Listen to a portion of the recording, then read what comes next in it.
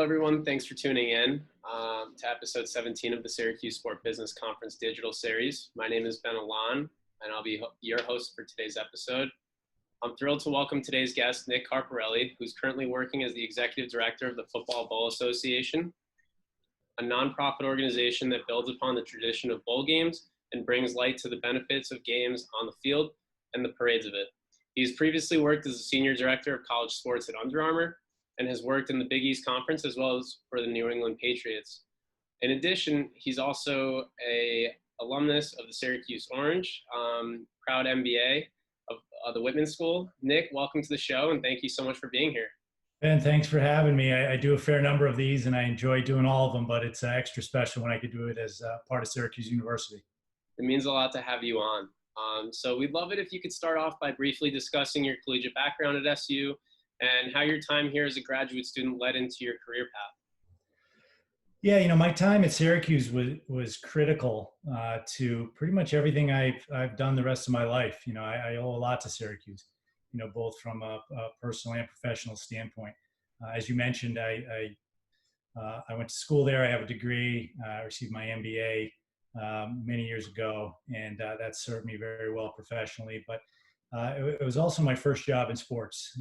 Paul Pasqualoni, the ultra successful head football coach there, during his tenure, gave me a break, which was really the turning point of my life, where he hired me to be a graduate assistant. It was my first job in sports, my first of many. And that really fueled the passion I had for a career in the sports industry and really set me on the course that I continue to be on today. So I'm very, very thankful that for everything Syracuse has done for me. And can you start us off by, continuing on what about college sports made you want to work in the industry? How is it anything different from from what you previously wanted to do before that?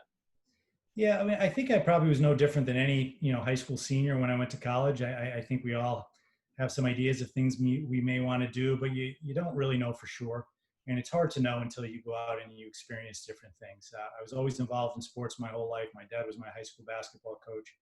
I played sports, in college, always a big sports fan. And, back when I was in high school, sports careers weren't as well known of, weren't as readily available as they are now. There certainly were not sports management programs like the great one that is at Syracuse University. So it took me a little while to figure it out, but looking back on it, it was a pretty obvious choice of career for me. It's what I'm passionate about. It's what I love doing. I think I'm a pretty hardworking guy. I think you have to work hard to be successful at anything, but it's a lot easier to work hard at something that you're passionate about. And that's certainly the case for me in my sports career. And can you please tell us a little bit about the Football Bowl Association? So as an executive director, what does a typical workday look like for you, and how has COVID-19 impacted those operations daily? Yeah, that's a great question. I'm not sure I know what a typical day looks like. I started the job in January, and as I was getting my feet on the ground, COVID hit in March, so nothing's been typical yet. But staying very busy. It's a position that I'm honored and privileged to have. The bowl system and bowl games have been around for over 100 years. It's one of the great traditions of American sports, and I'm honored to be the caretaker of that the great enterprise. What we do at the FBA is we work together. We're a trade association in some ways, where we work together to share best practices, and 42 bowl games. They all, are very alike in terms of the fact that, they stage bowl games and they host two conference teams every year, and they're great members of their community. But they all are also very, very different. They're spread out across the country, and probably my biggest role is to serve as an advocate to promote the bowl system in any way possible. And I'm really excited to be doing that moving forward. So super fans understand the difference between the association and individual bowl committees. Can you please touch upon that a little more for us? Yeah, so the Football Bowl Association, one of the problems with our organization is the fan does not know what it is or what it means. You certainly know what the Orange Bowl is, or the Fiesta Bowl, or the Rose Bowl, or the Pinstripe Bowl. You've heard of them. Syracuse has participated in many of them. But as a group, we've never really had a halo brand, if you will, that the sports fan can rally around. If you think about the sports calendar in this country, you have, the NFL playoffs in January. We all have March Madness in March, obviously. The NBA, NHL playoffs, baseball rules October, and in December is bowl season. We all love it. We all turn the TV on, not knowing what bowl game's on in a given day, but then we know there is one, and we look forward to seeing it. So, we're, in an effort to promote the entire bowl system, we're looking to kind of capitalize on that brand that's really been around for a long time, but it's never been formalized. So be on the lookout in the next month or so for some interesting news as far as that goes. For sure. So how are you reacting to schools who are participating in the fall, such as the ACC, as opposed to schools that aren't, like in the Pac-12 or the Big Ten? I know they have an important vote coming up soon. Yeah, for sure. Part of my job is to stay in contact with all of the stakeholders in college football, and that obviously means that the 10 conferences who play FBS football. In the past month, I've obviously focused my attention on the 6 conferences who have committed to playing in the fall, and you've seen the majority of them kick off these last couple of weekends, which was great to see. Mm-hmm. The Big Ten remains to be seen whether they play in the fall or not. I maintain communications with all of those conferences, but to be honest, the last month or so has been a heavy concentration on those playing in the fall, because they have all expressed their desire to us that they are excited to participate in the bowl season this year, especially in light of the fact that they're all none of them are able to play their full complement of 12 regular season games. So that bowl opportunity this year probably means a lot more to them than it even has in the past. And there have been a lot of outspoken critics of these schools, such as Dave Portnoy, president of Barstool Sports. Do you think that this increased pressure from alumni is going to make an impact in their decision, or do you think that that's kind of outside noise and they don't really take that into consideration? Yeah, having worked for a conference office for a long time, I realize there's a lot of pressures. There's a lot of things to consider. And I would never criticize anybody's decision. I think they're hard decisions to make. I don't think that the decision that the Big Ten made or that they may make in the coming weeks will be due to any one factor. I think it'll be a combination of all the factors that they've seen, that they may have learned in the last month or so that they couldn't have known when they made their initial decision. That'll lead to the decision this week as to whether to start the season in October or not. I think it's only human nature to be sitting, in your living room this past Saturday and watching all these college football games to be played. I think it's only a natural question for the Big Ten or anybody who chose not to play to sit there and watch and say, looks like they're able to pull this off. Why can't we do that? So I think that's the process they're going through right now. And do you expect to see an increase in positive testing after this week's games? Well, it's an interesting question. I don't know. I mean, the majority of games were played in front of no fans. So I think whatever percentage of zero you get from the fans who attended that game, I'd have to say no, I will not see an increase. In terms of the players who played, I have a lot of confidence in every academic institution in this country to put the health and safety of their student athletes first and foremost. So when 2 teams played on Saturday, you have 2 separate groups that have been playing and practicing and scrimmaging against one another every day. Bring the 2 of them together that have both been operating under safe procedures. I would be surprised if we saw an increase amongst the young men participating on the field. Thank you for that. So how is the Football Bowl Association moving forward with no fans? What part of the game are you most focused on now? Retail, sponsorships, social media? I know you said that there's a lot of big things coming. Can you give us a little bit of insight in there? Yeah, this is going to be a challenging year for all of us, and the number of fans that are allowed to attend bowl games is certainly unknown at this point. We're still, 3 months away from that. We're hopeful that, what we saw, early on this season and as the regular season rolls on and the number of fans allowed into games increases, that we will move in a positive direction and bowl games will be able to have some amount of fans in the stands. But without that being known at this point, all the bowl games can do is work with their conference partners to come up with a plan for all scenarios. I think you're going to see, instead of guaranteed payouts, you may see a lot of bowls work with their partners to say, hey, let's share in the revenue this year. And if we're able to have fans, then we will share in that. If we can't, then we'll share in the burden. And I think the goal of every bowl game is to minimize their losses this year. I don't think you're going to see many bowl games making any money this year, but one of their biggest goals is to be able to hold their game, to maintain the tradition of their game and the bowl system, and to give the student athletes at those schools the best opportunity that they can. Do you think you could talk about what goes into planning a bowl game and how you direct your resources to certain games as opposed to others? Because obviously, if you have more premier teams that are higher ranked, like, people are going to view that more. Can you touch upon that, please? Yeah, my role is interesting in that I work for all 42 bowl games, and I work to help promote the system. But each individual bowl game, they manage the operation of their own game. So it's a unique system. Each bowl game has a different business model. Some rely heavily on community involvement.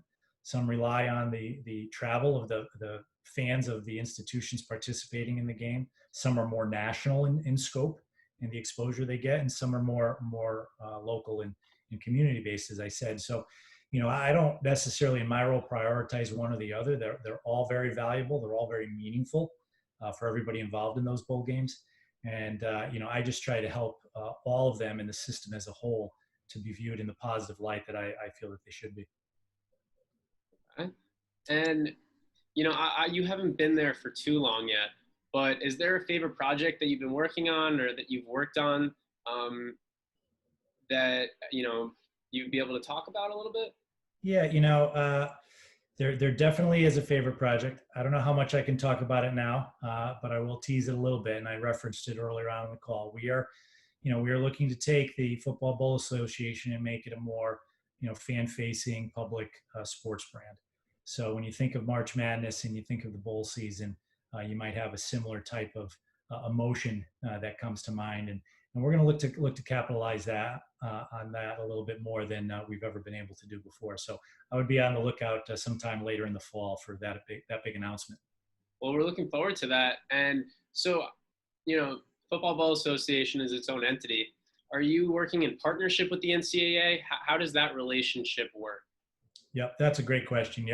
College football is such a unique enterprise, and the bowl system is a subset of that, and is even more unique.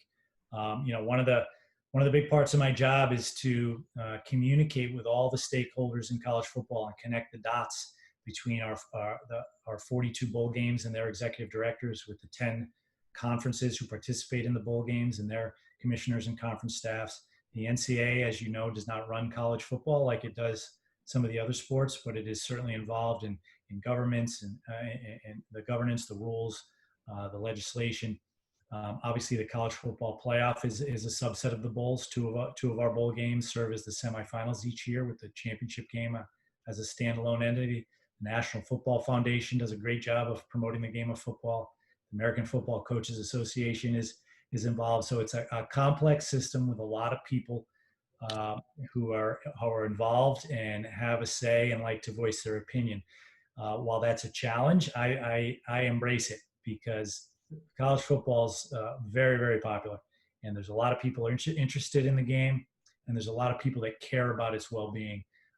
And the more people that care about college football, the better. Thank you for that. And is there actually a project that's been your least favorite? Not yet. I'm sure there will be. I've only been at it for less than a year. Like any job, I love my job, but there's always some tasks here and there that are a little bit more laborious than others. So hopefully I'll never have a least favorite. And then on top of that, can you please speak about how the increase in popularity among student athletes and the use of their name, image, and likeness will affect their own brands during bowl games? Is there anything in particular that you're looking forward to? We have not yet tackled that issue in terms of how it's going to impact the bowl system and how we're going to handle it. I think like a lot of things that we do in the bowl system, we take our lead from the conference offices. We are there to support them. We're there to provide opportunities for the institutions and their student athletes.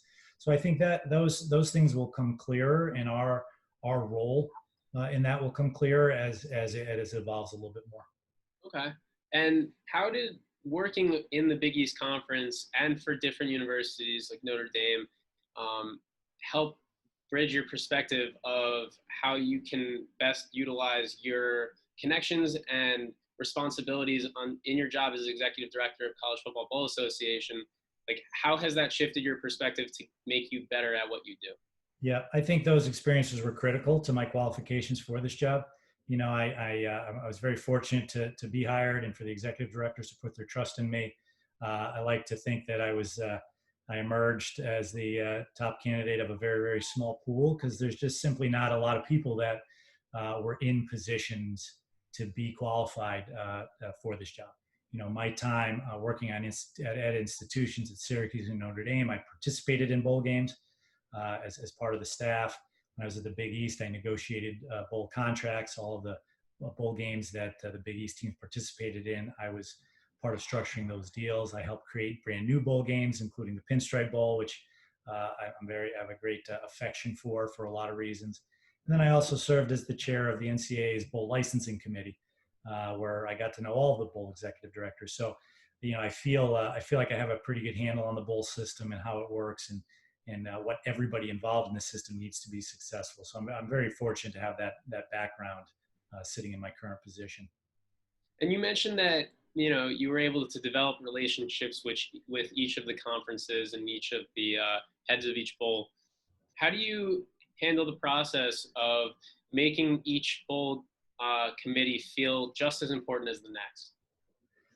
It's a challenge, you know. And I think that's the challenge of intercollegiate athletics in general. Whether you're an athletic director, you have a lot of bosses in that role.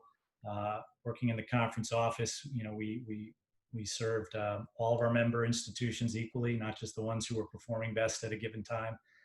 So it's a challenge, and it's a different mindset. You know, I worked in the NFL as well, and you generally have an owner, and as long as he's happy, you're in good shape. But working in college athletics and the bowl system in particular, in this case, you really need to focus on process. You need to focus on building consensus. If you have the greatest idea in the world, there's bound to be some people who may not like it. So you have to do a lot of work up front in gaining their support, and really always be mindful of what's in the best interest of the group as a whole, and maybe not one or two people individually. And I've learned while working within a university setting that there's a lot of checks and balances that need to take place in order for any decision to be made final. Mm-hmm. Is that how it works with the college football, with the Football Bowl Association, or is it a little bit more smooth in terms of the operation? Well, it depends on the issue. Obviously, some issues are more complicated than others. You know, I think I know the system well enough to steer clear of those issues that are going to be too controversial, and I may not take on a project for that reason. I don't think any of us want us to take something on that's doomed to fail. But if there's a great idea that I have a sense that the majority of people are going to feel it's beneficial to each of them individually as well as the system as a whole, then I may choose that idea over another. So I think it just comes from experience that you have a sense of what might work and what might not. Okay, great. So let's shift a little bit here. I know you mentioned that a little bit about your time in the NFL. Can you please share with us a little bit about those experiences working with the Patriots? Were there any skills or techniques that you picked up while working there? Did Bill Belichick have an influence on you at all that you still use any of those tactics today? Yeah, I mean, really, you got two questions there, you know, in terms of what I learned from the experience and then what I learned from Coach Belichick. Speaking to the first part, you know, I'm very fortunate to have had a lot of great jobs working for a lot of great sports brands and with a lot of great people. So I really believe I've taken a lot of positives from every experience I've had and kind of pulled them together to shape who I am. In terms of the Patriots experience in particular, you know, working for Coach Belichick was very, very special. Not many people have that opportunity. Not many people get to know him on a personal level and a behind the scenes level. And There's really no mystery to why he's so successful and will continue to be, regardless of who his quarterback is. He's very detail oriented. He's very, very smart. The culture he creates is just exceptional. I think a lot of people like to throw that word culture around these days. I don't think people fully realize what it means. They certainly don't realize how to build the culture. But it's not something you can talk about. It's something you have to live, something you have to be a part of, something that has to be, it's an everyday activity. I think one of the great things Coach taught me is that everybody's job in an organization is just as important, whether you're the quarterback or the coach or the video coordinator or the equipment manager or the operations guy. If any of those things breaks down, it's going to affect the entire organization, and it's going to be a barrier to winning games. And he made everybody in the organization feel like their role was valuable. Everybody else looked at everyone else in the building and came to count on them to do their job and valued what they did. And it just created an extraordinary culture of working together for a common goal. And you did not see a lot of selfishness in that organization as a result. And that could be translatable to any industry, not just football, and making that team camaraderie strong enough to be able to win a championship. That could go across all industries. Absolutely. So you've had the team side with the Patriots, and being a part of Syracuse's football program as well as Notre Dame. You've also had the brand side of things, where you were the senior director of college sports for Under Armour. Mm-hmm.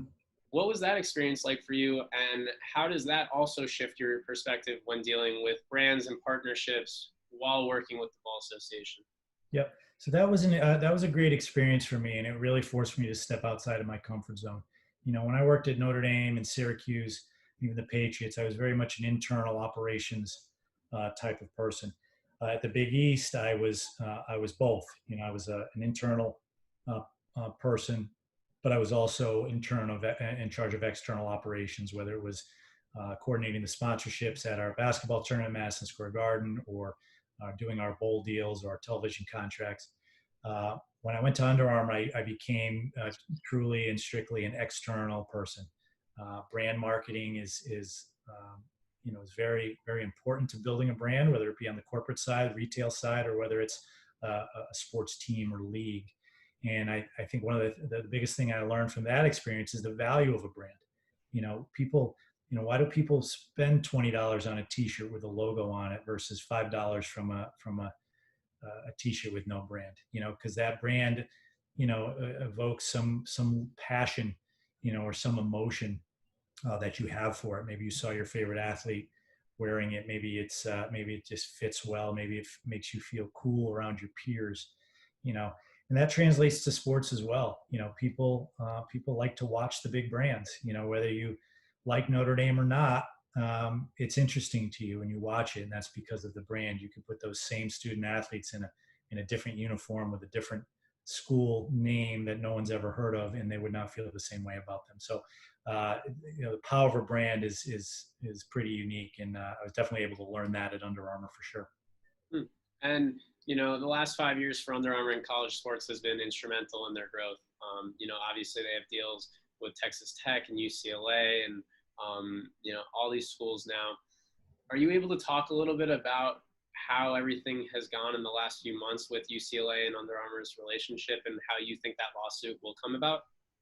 Yeah, I really can't predict how that lawsuit will come about. I do know a lot about how we built our collegiate portfolio and how proud I am of that. I think it was a different time for Under Armour. We were very much in growth mode, and the leadership at the time saw a lot of value in those collegiate partnerships. And I happen to be a firm believer in that. I think the same passion that a school has for University of Wisconsin is the same passion they're going to have for Under Armour if those student athletes are wearing the brand. I think, unfortunately, the leadership at Under Armour now has changed a lot. They have a very different philosophy. I don't particularly agree with it. I wish them well, but I'm a little bit worried about the brand, to be honest with you. So I try not to think about it too much because it's kind of sad. But I am very, very proud of what my team at Under Armour and I were able to accomplish in the 5 years I was there. I appreciate you sharing that. And so one question that we love to ask all our guests on here is, what is one failure or mistake that you've made in your career, whether it be in your collegiate years or in your professional career? And what is some advice that you can give to a college student like me and many of the others listening for how to deal with that failure? Because of course it's inevitable and we will make mistakes, but how can one overcome that? Yep.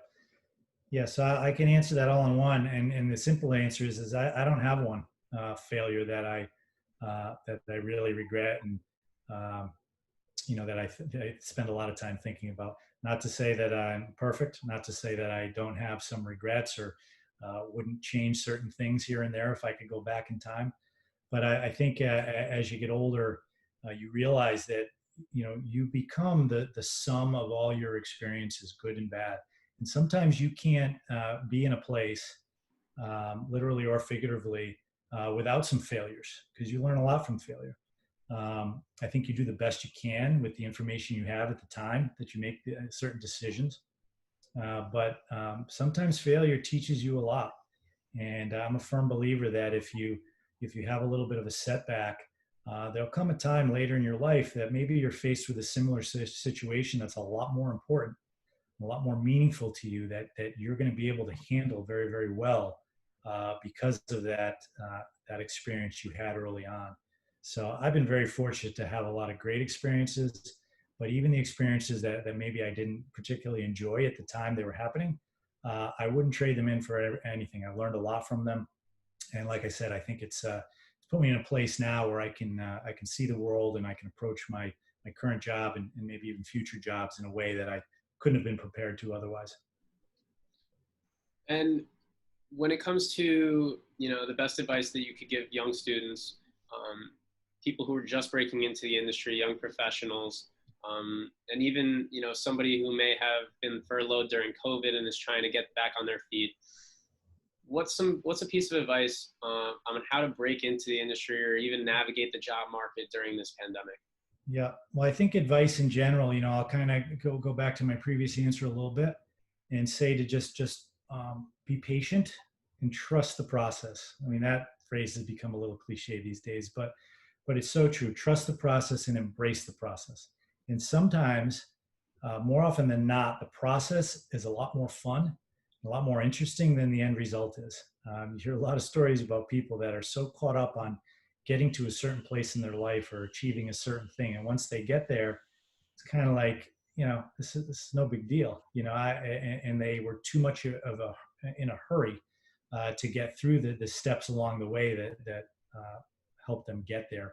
So trust the process, trust your instincts, be patient. You're going to make for a young person coming out of college, you're going to have a lot of different jobs. You're going to learn something from all of them. You're not going to have your dream job right away. And your dream job ultimately may not even be the dream job you think it is today, because every job has a different context for you at different points in your life. So just trust that process, enjoy it along the way, and just learn something from every experience. And you're going to have a very enjoyable career if you can do that. Thank you. And how has networking personally influenced your career and helped you, obtain opportunities that maybe some others that were not able to achieve? Yeah, I think networking is critical, but just as critical is the impression you make on your network and those people you meet along the way. So a network could certainly work against you if you don't do a good job, and it's a negative opinion that people have of you. So again, I was very fortunate to be into some great positions, working on some great projects. I think for the most part, people have a good opinion of me and the job that I've done along the way. And I think the best example is my current job. My Under Armour experience was great. I missed working more directly in college athletics, with schools, with collegiate enterprises. And, when this job came available, I was extremely interested in it. And I didn't realize at the time, but shortly after I was hired, I realized that they were just as interested in me because of the relationships I had built with so many bowl directors and the opinion that they had of me. So I feel very lucky for that. I hope our listeners are keening in on that piece of advice. And, just quickly going back, you've worked with conferences, you worked with brands, you worked with teams. How did working in college sports, how does working in college sports differ from all of those experiences? That's a great question. There's a lot of similarities just in terms of I think how you need to approach your job. Any job you have, regardless of the industry. Working hard and being true to yourself and being passionate about what you do is important. But in the sports world, working in corporate America or for professional teams is very, very bottom line driven, and there's not a lot of loyalty. You could have done miraculous work for years, but if priorities change and you don't fit anymore, nobody's going to really care about you.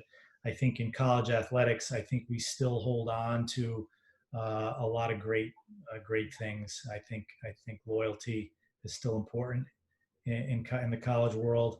I think people feel that if you do a really good job and you have great relationships and people like you, there's always going to be a place for you. And I that's something I really love about college sports versus the corporate world and professional sports. So you mentioned the word loyalty. My generation, Gen Z, is all about loyalty in terms of brands that they love. Yep. Is the Football Bowl Association working on any marketing tactics that will specifically bring in more loyalty towards Generation Z as we get older? For sure. I think I teased earlier, the notion of a new sports brand that you're going to see in sometime this fall. So I think I'll wait for you to see that. But I can assure you that our target in doing so is the younger generation for sure. I think college football is one of those sports that I think no matter what your age, it's exciting, especially if your school is involved in the game. So I do not think college football is something that's generational in terms of where we need to focus. It's going to be a wide focus in terms of the consumer or the fan that we're trying to engage. But we're very well aware that the younger generation consumes information a lot differently, and we're going to be catering to that. And with the increase in legalization in sports wagering across the country, especially in certain states allowing for, in-arena betting, how are you guys planning on attacking that in terms of specific bowl games and the actual ethics and morality of the game? Yeah, that's a good question. I think similar to one of the questions earlier, I think betting on college athletics has been a touchy subject for a long time. I think bowl games, and our bowl system, we support the conferences and their member institutions. So we will follow their lead in terms of how acceptable it becomes. But I think it's going to be a slow go. I don't think you're going to see the bowl system or any of the individual institutions jumping at the chance to be involved in legalized gambling. And do you have any idea on if they're going to show lines on the actual game broadcasts? That's a good question. I really don't have any insight on that. ESPN televises the majority of the bowl games, and I think that's a decision that they will make. Okay, cool. So let's jump into the Q&As real quick. Sure. So our first Q&A is from Isaiah, and it is, what was it like working with the New England Patriots? How are your roles different as executive director of the Bowl Association? I know you already answered that, but could you just touch upon that briefly? Well, the answer is simple. It was awesome. I absolutely loved it. Certainly doesn't help that we won a Super Bowl while I was there, and I have a Super Bowl ring. That kind of causes you to have great memories and a reminder of those memories at all times. But like I said, it was just very, very special to work for Coach Belichick, to be around Tom Brady every day, and it was particularly unique because when I started working there, they certainly were not the sports icons that they have become today. In fact, far from it. So, not to say that I knew them back when, but I got to I was around them at a little different time in their career and their professional development. So that was pretty cool to be a part of that. Alex wants to know, How does the Football Bowl Association manage the application and distribution of sponsorship at specific bowl games? Is it more of a local or national choice when it comes to sponsorship? Yep. So the FBA is organization. We do not handle the sponsorships. That's the job of each individual bowl game to sell sponsorships that are um, suitable and valuable to their bowl game. But from one bowl game to the next, I think it's a combination, of national sponsorships and local, and it depends on the bowl game. Some bowl games are very well known nationally, so you're going to see the Orange Bowl and the Sugar Bowl and the Fiesta Bowl and the Rose Bowl sell national sponsorships. That makes sense. Most bowl games, however, are community-based events. They do a lot for their community, 365 days a year, not just on game day. They have a great, typically they have a charitable component to what they do, helping people in need in their community. So as a result, a lot of the sponsorships are local in nature because those local businesses want to support that sport. Thank you for that. And in terms of the travel of the actual game day, is that all arranged by the school and the director of football operations, or is there communication between the actual bowl committee and each school saying, like, you need to be here at this time on this day, and here are the walkthroughs, here's the media day? How does that work? Yeah, so it's a combination of the two. So the institutions decide, who's going to make the trip, how many people are coming, how long they're going to stay. The bowl games have a prescribed number of days that they have set up daily activities, events, practice time for the institutions participating in the game. So the bowl games do a lot of the upfront work, if not the majority, because the schools simply don't know where they're going to be going at the beginning of the year. But once the selections have been made, that's when the university's operations team steps in and kind of plugs in their people, everything that they do into what the Bulls have planned, and then they work together from that point forward. Sweet. Another question from Isaiah. What is the most challenging part of running the Football Bowl Association? I think it's just managing the large constituency of people, from the 42 bowl games. They each have an executive director. They each have a PR team, marketing team, et cetera, as well as maintaining communications with the 10 conference commissioners, college football playoff, the NCAA. There's so many people involved. If I called 10 a day, I still wouldn't be able to speak to every one of them, enough. So I think just managing the enormity of the enterprise and keeping, constant contact and conversation going with everybody involved is probably the biggest challenge. Yeah, it sounds like a lot of people you have to constantly be dealing with and working with. So that definitely needs a lot of organization, I bet. For sure. Jack Upton wants to know, how is the decision made to add a bowl game? Do you think there's a problem of bowl fatigue due to the large number of bowls / fans feeling like their school making a bowl is not as meaningful as it once used to be? Yep, it's a good question. The bowl system is really a market-driven system. No one's telling anybody they have to hold a bowl game. No one's telling any conferences that they have to participate in them. A lot of people felt that with the advent of the playoff, that would hurt the bowl system. But this year, prior to COVID, we were scheduled to have 3 brand new bowl games, bringing our total to 42, which would be the most ever. So clearly, there's still an appetite. Communities love hosting the games. Student athletes love participating in them, and they're all meaningful. Every single one. If you look at college football, it's 130 institutions. The vast majority of those really can only dream of making one of those 4 playoff spots. They all come from different places. They all have different histories and traditions. They all are different in different places in their program's development. Are they a young team? Are they a mature team? They all play in different conferences. So they all have different goals that are appropriate to who they are and where they're coming from. So the bowl system is really just that. It's a system. And there are games that the Alabamas of the world aspire to go to, but there are games that other institutions who, some of which have never even been to a bowl game that aspire to go to. And it's a a life-changing experience for that institution and for those student athletes to be a part of a bowl game experience. So they're all meaningful. They all have different purposes, and there's a place for every team in a bowl game, given the type of season that they have. And I mean, I could even speak to, being on campus at Syracuse when we won the Camping World Bowl game against West Virginia a couple of years ago. For a basketball school, that was huge for the energy around campus. Everybody was excited. Everybody started wearing Syracuse football gear everywhere. People were talking about the team. We were in the preseason ranking the following year, and Yep. it made everybody feel special. That's a great example. So that game, um, I'm sure there's some football fans across the country that didn't have an interest in that game, and that's fine.